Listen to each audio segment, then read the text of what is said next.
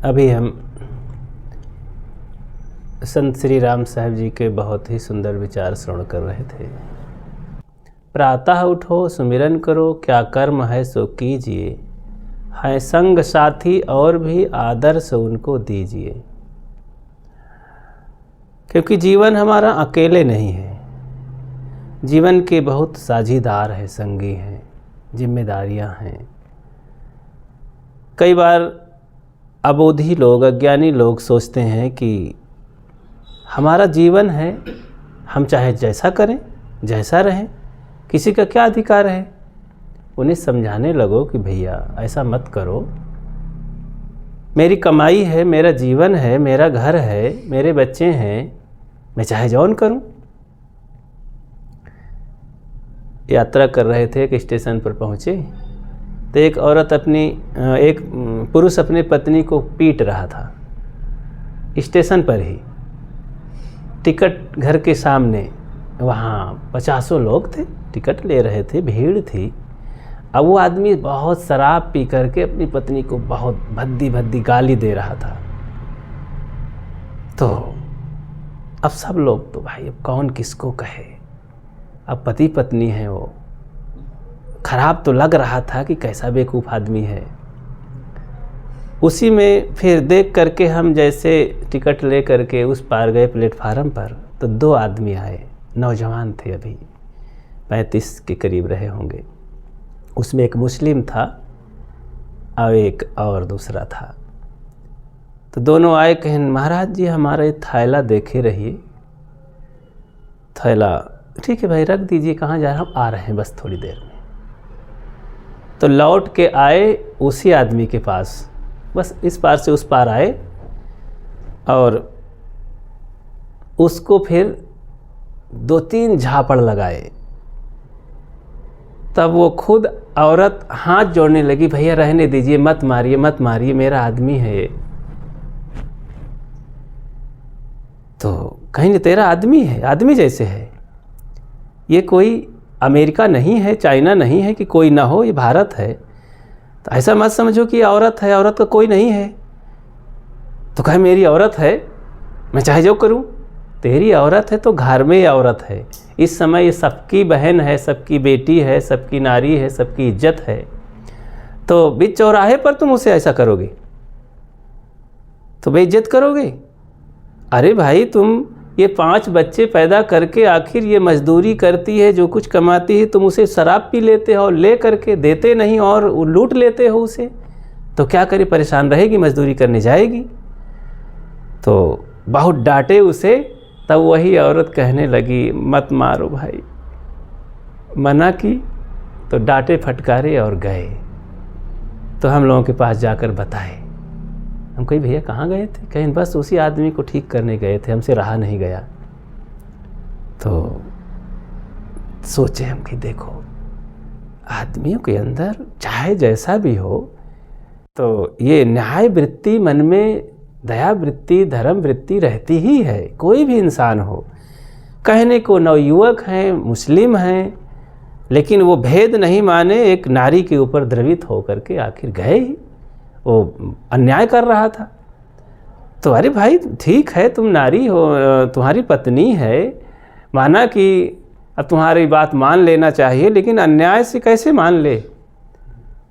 तो कोई शराबी है तो कहता मेरा शरीर है, मैं कुछ भी करूं, जायज़ नहीं है। नाजायज़ कर्म करोगे तो मरोगे और रोगी बनोगे। तो बच्चों का अधिकार है, बच्चों का अधिकार छीनोगे, पत्नी का अधिकार है, उसका अधिकार छीनोगे, भाई बंधु माता पिता सब तुम्हारे भरोसे बैठे हैं। तो लेकिन अज्ञान बस अंधा बन जाता है आदमी, दिखाई नहीं देता परिणाम, और जीवन की कीमत नहीं समझ में आती है। तो इसीलिए ऐसा कहने लगते हैं हर आदमी। जहाँ पर विवेक है, विचार है, तब समझ में आती है कि जीवन की कितनी महान कीमत है। बड़े भाग मानुष तन पावा, तो मानुष जन्म फेर नहीं मिली हैं, मिले न अवसर बारंबार। अवसर की कीमत, ये जीवन की कीमत, ये शरीर की कीमत। देखो शरीर में ही अगर समझने लगो, अभी शरीर की कीमत नहीं समझ में आती है, ना पैर की, ना हाथ की, ना आँख की, ना दांत की। अभी दांत टूटने लगे तो पता चलता है। भोजन खिलाता नहीं, बोल आती नहीं, हवा निकल जाती है मुख से और कुछ ना कुछ का कुछ निकल जाती है आवाज़ें। आँख खराब हुई जरा से तो परेशान हो जाते हैं, भैया दिखता नहीं है। अब कितना भी कोशिश करो उस तरह की आँखें फिर नहीं बन पाती हैं, रोशनी ही नहीं आती है। तब हर समय हाय हाय करते रहते हैं, ये तो बड़ा गड़बड़ हो रहा है, आँखें खराब हो रही हैं। तो हर चीज़ शरीर में जो भी अंग है जब वो डैमेज हो जाते हैं तब उसकी कीमत समझ में आती है। ऐसे ही जीवन से जब अवसर निकल जाता है, देखो बचपने में तो होश नहीं रहता है, बचपना रहता है, जवानी में जोश रहता है लेकिन होश नहीं रहता है। तो जोश में सारा काम करता जाता है उल्टा पुल्टा सब, और जैसे जवानी निकल गई तो पछताना चालू करता है, हाय मैंने क्या कर डाला, मैंने तो करने योग काम को किया ही नहीं। तो गुरुजन हमें बताते हैं कि प्रातः उठो सुमिरन करो, प्रातः उठ करके सुमिरन करो कि हमें क्या कैसे करना है। तो क्या कर्म है सो कीजिए, क्या कर्म है आखिर ज़िंदगी में हमारे। तो सुबह उठ करके पहले अपने इष्ट से नमन, ये अभिनय करें, विनम्र हो जाएं, क्योंकि विनम्रता सबसे बड़ी चीज़ होती है। विनम्र जब हो जाते हैं प्रकृति के सामने तो प्रकृति हमको उपहार देने लगती है। तो ये हमारा जो अभिनय है, विनम्रता है, सरलता है, विनम्रता है, तो पवित्रता है, तो खुद हमें इनाम देने लगती है, उपहार देने लगती है। और अकड़बाजी सदैव हमें गड्ढे में गिराती है और दुख और पीड़ा देने लगती है। तो हमारे जीवन की जो प्रकृति है हमें खुद गिराने और उबारने लगती है। बस हम क्या करना चाहते हैं, उबरना चाहते हैं। तो सुमिरन करने से सुंदर मरण होता है। और साहब ने कहा है कि मरते मरते जग मुआ मोए न जाना कोय, ऐसा होय के ना मुआ जो बहुर न मरना होय। सब मरते हैं, मरते मरते तो सब मर ही जाते हैं, ऐसा होकर के नहीं मरते हैं कि फिर से ना मरना पड़े।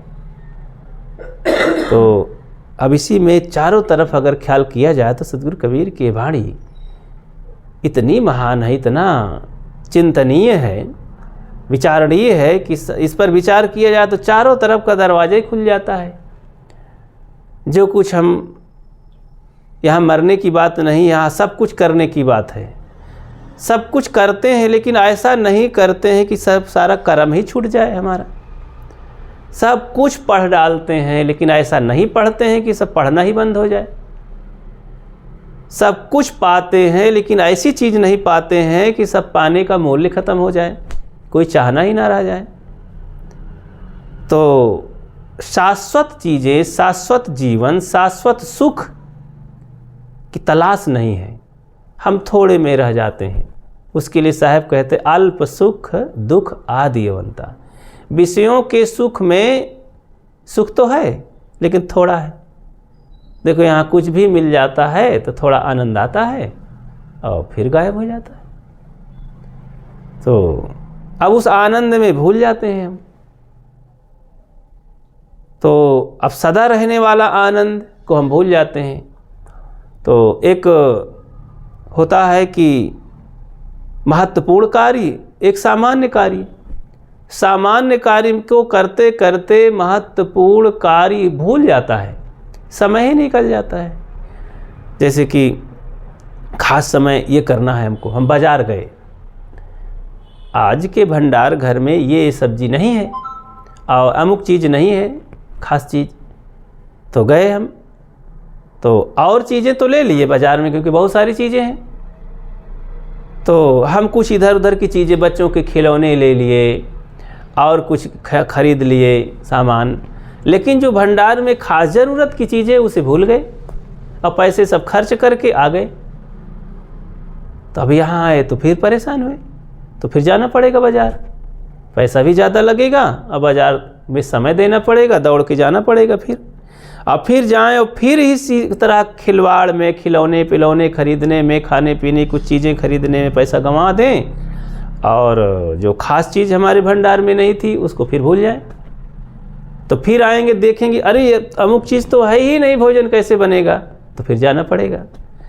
तो ऐसे अगर हम करते रहेंगे, सामान्य चीज़ों को खरीदने में पैसा समय सब बर्बाद करेंगे और ख़ास चीज़ को भूल ही जाएंगे। ऐसे ही मानव जीवन हमको मिला है। तो सामान्य चीज़ों में, सामान्य सुख में, सामान्य कार्यों में सारा समय हमारा बीत जाता है, और महत्वपूर्ण जो है, जिसके लिए खास जीवन मिला है, जो उद्देश्य है, जो लक्ष्य होना चाहिए, उस चीज़ की तलाश में हम नहीं रहते हैं, उसको सोचते भी नहीं हैं।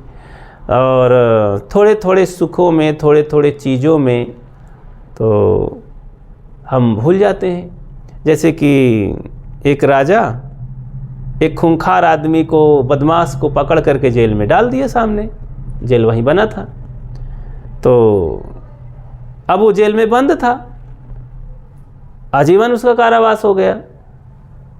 तो उसके पास, राजा के पास एक बेटी थी, बेटा वोटा नहीं, एक बेटी थी। तो वो होनहार और बहुत अभी नवयुवती हो चुकी थी। वो गई महल पर टहलने, तो जेल के जंगलों से वो नौजवान दिखाई दिया। अब वो हट्टा कट्टा नौजवान सुंदर भी था, लेकिन आजीवन कारावास हो गया था उसके खूंखार बदमाशी से। अब वो लड़की देख करके उसके शकल सूरत में मोहित हो गई। अब महल से देख करके मन में ठान लिया कि करूंगी शादी तो इसी से करूंगी, यही मेरा पति होगा, इससे अच्छा सुंदर और मैं कहीं नहीं देखा हूँ। और आई अपने पिता से बताई। पिता बहुत तूफान मन में सोचा था कि मेरी एक बेटी है, इसको राजा बनाऊंगा, पूरे राज्य की ये मालकिन होगी, राजकुमारी होगी, रानी होगी, और सुख से हमारा बुढ़ापा कटेगा, ये है वो है, बहुत सोचा था। क्योंकि एक ही बेटी थी, वही तो उसके मालिक थी भविष्य के लिए।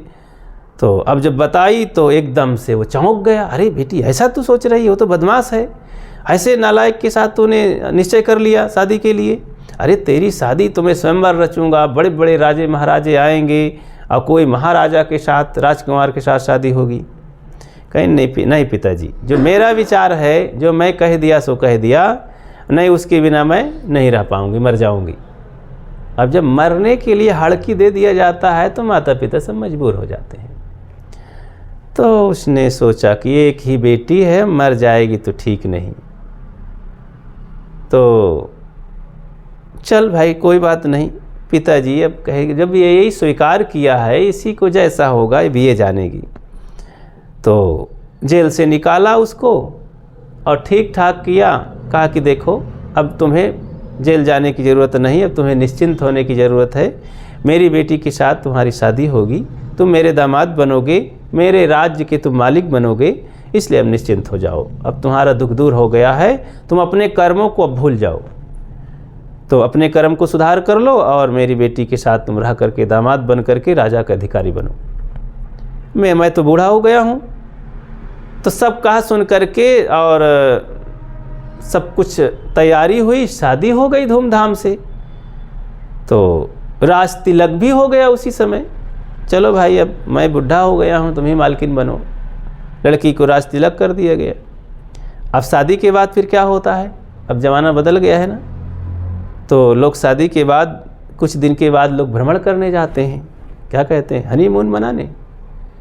तो दोनों प्राणी कहे, पिताजी अब हम थोड़ा से जाने वाले हैं, भ्रमण करने वाले हैं, घूमने के लिए देशाटन करने वाले हैं। ठीक है बेटी, अब तुम लोगों का अपना जीवन है, दोनों प्राणी सुख से रहो। तो लड़की सज धज करके राजकुमारी थी, बहुत सा जेवर पहन करके, लाखों लाखों का सब पहन करके, तो सोने चांदी हीरे जवाहरात से जड़ा हुआ सब आभूषण, और चल पड़ी। अब वो बदमाश रास्ते में गया, देखा तो आभूषण देख करके लालच कर लिया, ये तो बहुत कीमती गहने हैं भाई, ऐसा तो मैं कभी देखा नहीं। और अब उस गहने को पाने के लिए मन में पाप सवार हो गया। सोचा कि ये ऐसे तो गहना देगी नहीं, तो इसको समाप्त कर देते हैं, गहना सब ले लेते हैं। तो बस वो घूमते टहलते पर्वतीय क्षेत्रों में गया, ले गया एकदम। तो हरिद्वार के आगे ऋषिकेश तमाम पहाड़ी की तरफ ले गया। तो सोचा खतरनाक कहीं जगह में एक बड़ी ऊंची पहाड़ी में बैठेंगे और खेलते हंसते बोलते इसको नीचे डाल देंगे, वहीं पर मारेंगे और गहना ले करके ढकेल देंगे गड्ढे में। ऐसा तलाश में था। तो अब नारियां आंखें भी पढ़ती हैं, तो ऐसा करते धरते वो दांव पेंच लगा रहा था। उसको संदेह हुआ कि ये क्या कर रहा है बहुत देर से, जहाँ मैं कहती हूँ यहाँ आओ बैठें वहाँ नहीं बैठा कभी, और ये यहाँ पर लाके बैठाया हमको, फिर आगे पीछे हमारे कर रहा है, बैठता है नहीं है, इसकी आंखों में कुछ पाप है। तो पढ़ गई। तो सोचा कि हाथ लगा के मैं इसे गहने ले लूँ और गला दबाऊँ। तो लड़की समझ गई और हाथ फेंक करके झटक करके और भागी। किसी तरह भाग करके जान बचाई। लोग आ गए, लोगों से बताई और लड़का भाग गया। घर आई, फिर राजा से बताई कि पिताजी ऐसी ऐसी बात हो गई। पिताजी ने समझाया कि बेटी मैं तो पहले ही समझ गया था कि तेरा भविष्य सब खतरे में है, तो सुख से नहीं रहेगी, और बदमाश के साथ शादी कर लिया। अरे वो तुच्छ आदमी राजकाज की व्यवस्था सुख शांति को शाश्वत सुख को क्या जाने। वो थोड़े से तेरे गहने में इतना बुद्धू नहीं समझ सका कि यही तो मालकिन है, यही तो राजकुमारी है, पूरे राज की मालकिन है, पूरा धन का कोष तो मेरे ही हाथ आएगा कल के। तो मैं थोड़े से गहने के चक्कर में क्यों भूलूं? शरीर में जो थोड़ा गहना है यहाँ तो खजाना भरा हुआ है। तो इस तरह वो चोर अपनी आदत के वशीभूत होकर के थोड़े सुख में पड़कर सारा सुख खो दिया। जो और जो सारा धन का सुख था, वह राज का वैभव था, उसे खो दिया। इसी तरह हम सब सामान्य कार्यों के करने में अपना महत्वपूर्ण समय नष्ट कर देते हैं, और शाश्वत सुख को न खोज करके न पा करके सामान्य सुखों में, अल्प सुख में हम खो देते हैं। तो साहब कहते हैं अल्प सुख दुख आदि यवंता, मन भुलान मैगर मैं मनता। तो हम शाश्वत सुख की ओर बढ़े। शाश्वत सुख है आत्मा का सुख। इंद्रियों का सुख सब क्षणिक होता है। अब जैसे अब जीभ है, अब जीभ रसगुल्ला मांगती है, अब खाए बहुत अच्छा लगा, फिर भीतर चला गया रसगुल्ला, कितनी देर अच्छा लगा, बस। ये आँखें हैं, दृश्य नहीं देखा कभी, चलो अब ब्रह्मा जी का मंदिर देखना है, पुष्कर चलो, वहाँ गए, जो चींटा और मिठाई सब पड़ी है, किच किच मचा है उसी में, और एक बार देख लिए ब्रह्मा जी हम पड़े हैं बेइज्जत, तो कौन उनको देखेगा? बस मन मान गए, अरे चलो चलो यहाँ ब्रह्मा को कौन देखना है। जब तक देखे नहीं थे कैसा होगा पुष्कर, कैसा ब्रह्मा जी वहाँ पधारे होंगे, कुछ नहीं। तो ऐसे कहीं भी जाओ देखो, भारत की धरती पर, विश्व की धरती पर, यहाँ से लगता है अमेरिका कैसा होगा, चाइना कैसा होगा, जापान कितने ऐसे लोग होंगे, कुछ नहीं। यही मिट्टी पानी आग हवा सब जगह है, सब जगह यही सब अच्छे बुरे लोग हैं। तो अपना ही घर, अपनी ही धरती, अपने ही लोगों में सारी दुनिया देख लेना चाहिए। और यहीं पर थोड़ा समय मिला है और मानव जीवन मिला है। मानुष तन सद्गुरु मिलन मोक्ष इच्छा होए, दुर्लभ तीनों परम है पाए सुयोग न खोए। बढ़िया सुंदर अवसर है। तो प्रातः उठो स्मृत, प्रातः उठ करके अपने इष्ट का ध्यान करें। तो अब ध्यान भजन बहुत होता है। इष्ट हमारा कौन हो सकता है? अब लोग मान लिए इष्ट हमारे काली देवी हैं और दुर्गा हैं, सावित्री हैं, शंकर हैं, ब्रह्मा विष्णु है, हाँ हनुमान है, राम है, कृष्ण है। ये इष्ट काल्पनिक देवी देवता में, ये सब बाहर के भगवानों में मन लगाने से, इन्हीं को इष्ट मानने से काम बनने वाला नहीं, इनसे ज्ञान विचार कुछ मिलने वाला नहीं। मन थोड़ा सात्विक हो जाएगा तो क्षणिक लाभ मिलेगा बस। शाश्वत लाभ मिलने वाला जो शाश्वत सुख है, मेरे से कभी अलग नहीं होता है। वो क्या है? मेरी आत्मा, वो मैं हूँ। हमारे हम हमको याद रहे। सदगुरु विशाल देव कहते हैं, आए मेरे मन, आए मेरे हमको सदा याद रहना चाहिए, कभी भूले ना। अपने से अपने को न भूले तो यही सबसे बड़ी साधना है। हम अपने को भूले रहते हैं। तो अब जिससे पूछो भैया मैं कौन हूँ, अपने आप को बताओ तुम कौन हो, तो सब रमेश दिनेश सुरेश, मैं मनुष्य हूँ, मैं फलानी जाति का ठिकाना हूँ, मास्टर डॉक्टर कलेक्टर हूँ, सब यही बताते हैं। कोई अपने को बताते ही नहीं कि मैं कौन हूँ। मैं अजर अमर आत्मा हूँ, शुद्ध चेतन हूँ, मैं जनैया हूँ, सबको जानने वाला, सबका जाननहार, मैं देही हूँ, मैं विज्ञानी हूँ, मेरा ही बनाया विज्ञान है और इस देह में मैं ही रहता हूँ, देह को जानने वाला, देह को ठीक ठाक करने वाला। तो मैं दृष्टा हूँ, दृश्य नहीं हूँ, सारा दृश्य जगत है, मैं जानने वाला, देखने वाला, दृष्टा हूँ। तो सबको मानने वाला, पूजने वाला, बनाने वाला, मंदिर मस्जिद देवी देवता विज्ञान विज्ञान सबका जनक मैं ही हूँ। तो सबका विधाता हुआ, सबको जानने वाला हुआ मैं जब नहीं रहता हूँ इस शरीर में तो सब कुछ मेरे लिए संसार झूठा हो जाता है। तो इसलिए सबसे बढ़िया और सबसे नज़दीक, सबसे पास में, सबसे सुखदायक शाश्वत सुख अपनी आत्मा है।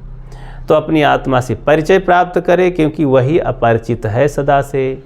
दुनिया की सारी चीज़ें सदा से परिचित रही। देखो, माँ बाप भाई बंधु और भोजन पानी दाल चावल स्वाद, ये तो कुत्ता बिल्ली को भी मिला है ना, पशु पक्षी को भी मिला है, वो भी स्वाद लेते हैं, उनके भी माँ बाप भाई बंधु हैं, वो भी घर द्वार बना लेते हैं, अनेक प्रकार के घोंसला बना लेते हैं, सब कुछ मिला हुआ है। वो भी सब जो है नर मादा रहते हैं। तो इतने में अगर हम घूमते रहे मनुष्य हो करके तो केवल सामान्य कार्य करते रहे, अल्प सुख में भूल गए, सारा समय बर्बाद कर दिए और असली काम को कर ही नहीं पाए।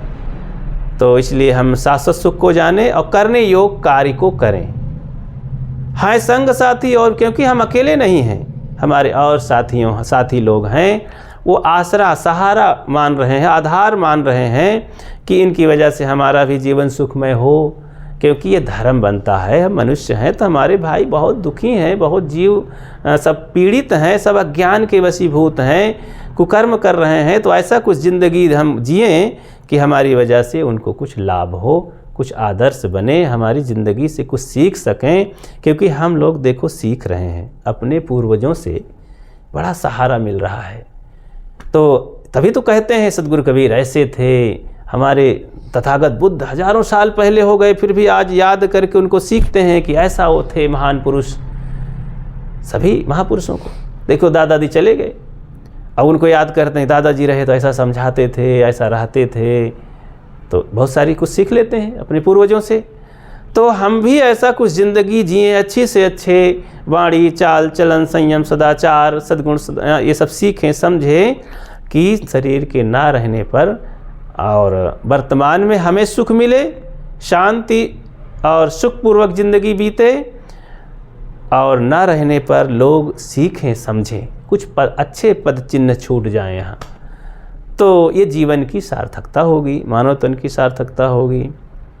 तो है संग साथी और भी आदर्श उनको दीजिए, तो ये हमारा धर्म बनता है कि हमारे जीवन से कुछ आदर्श निकल करके और भलाई निकल करके दूसरों के लिए भी लाभ पहुँचाए, भलाई पहुँचाए।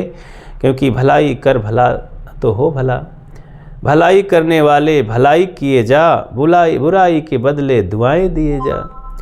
तो सभी ये मनुष्यता की मांग है और मानवता की, तो यही सब करना हमारा धर्म है। तो प्रातः उठ करके यही सबसे पहले मन में मनन चिंतन करके मुझे अच्छा जीवन जीना है और अच्छा कर्तव्य करना है, ऐसा सोच करके खूब मन को मजबूत करके पवित्र जीवन जीना चाहिए। और इसी के लिए जीवन मिला है। बस बोलिए सद्गुरु देव की जय।